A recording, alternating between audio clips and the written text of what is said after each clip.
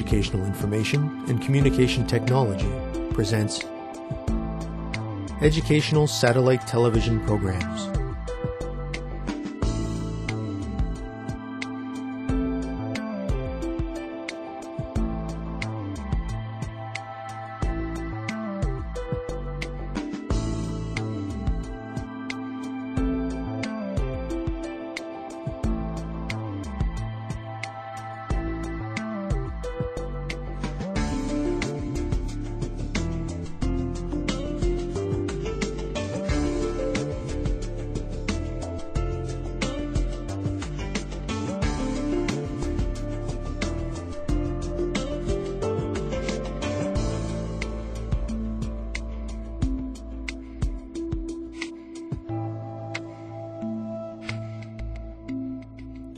Hello, teacher. Hello, students. Welcome to today's lesson on artificial breathing. In our last lesson, we discussed the effect of smoking on health. We learned how smoking cigarettes and certain herbs can lead to health problems, particularly respiratory ailments. We observed an experiment that tests the amount of tar buildup in cigarette smoking, and we also discussed how smoking affects our families and the economy. Today, we will discuss artificial breathing. We will demonstrate the steps involved in artificial breathing and describe each step clearly. Students, let us begin with a discussion question. If you witness a person collapse and realize that he or she has stopped breathing, what would you do? Take a few minutes and discuss this with a partner. Students, let's get ready. Begin.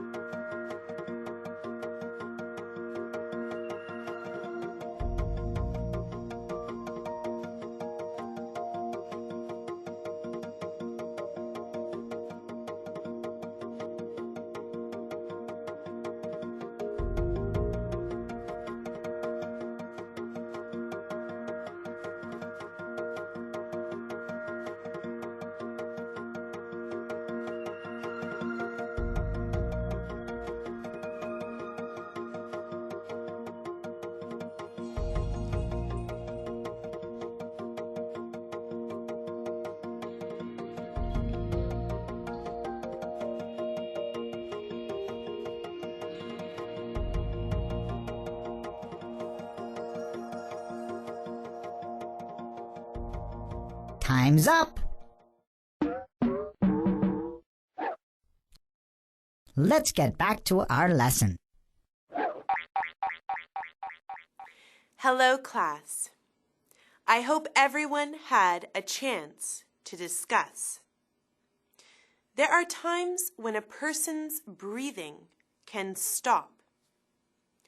This can happen as a result of health problems, like a heart attack or an accident, like drowning or choking. Once breathing stops, it only takes a short amount of time for the brain to be starved of oxygen, which can result in death. It is important for people to know how to respond in emergency situations like this in order to save lives. In your discussion with your partner, you may have talked about artificial resuscitation or mouth-to-mouth resuscitation as a way to respond to an emergency situation. This technique involves forcing air into the lungs of the person who has stopped breathing so that gaseous exchange can continue and their tissues continue to receive oxygen. By administering artificial respiration for the casualty in an emergency situation, enough air may be provided to keep them alive until medical support arrives. Mouth-to-mouth resuscitation should only be given to people that have stopped breathing, and not when they are just unconscious. There are a number of steps involved in carrying out mouth-to-mouth resuscitation properly. First, if you are in a situation, loudly call for help.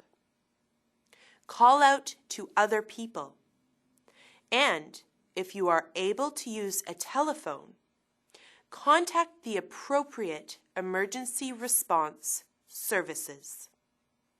Second, check if the casualty is conscious.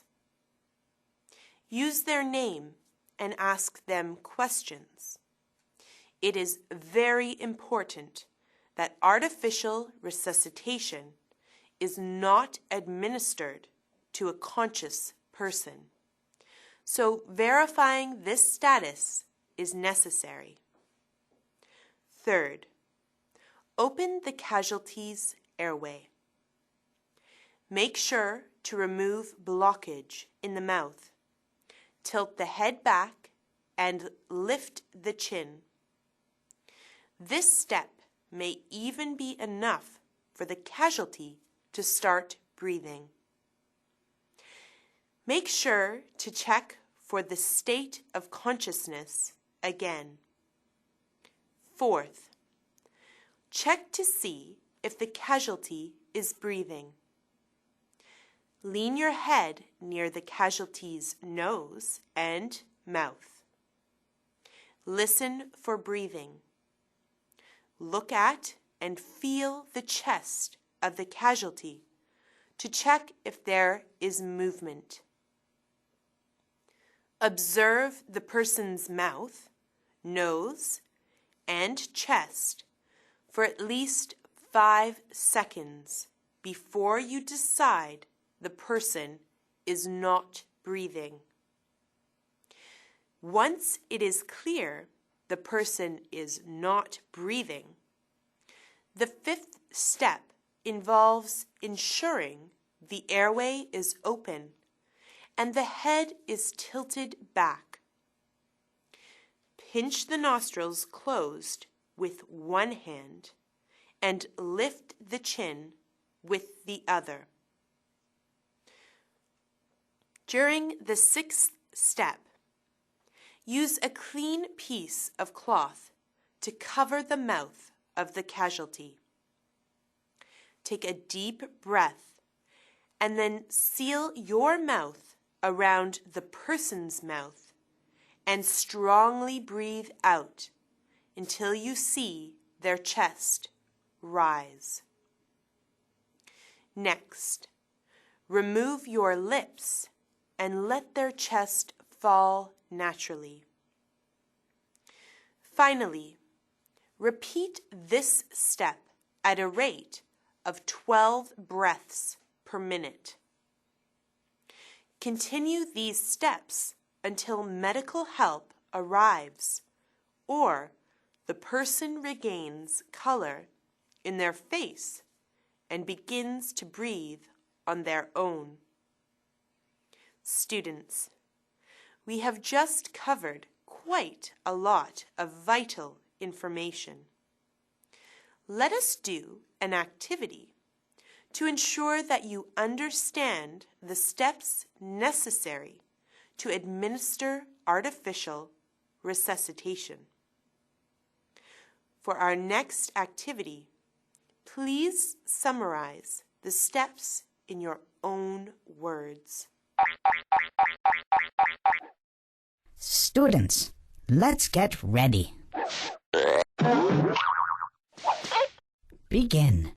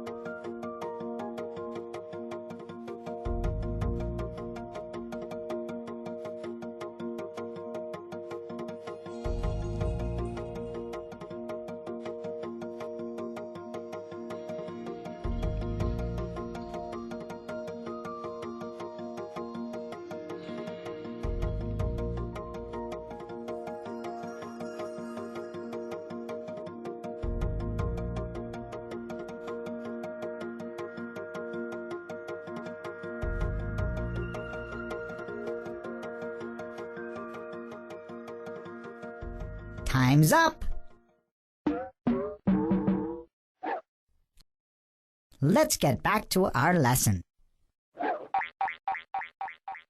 Hello again, everyone. I hope you are able to recall all the steps. Before mouth-to-mouth resuscitation can be administered, you must call for help. Then you must open the airway and check if the casualty is conscious.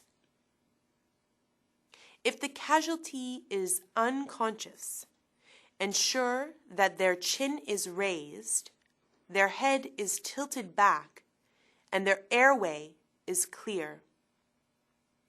Next, firmly pinch their nostrils and take a deep breath in.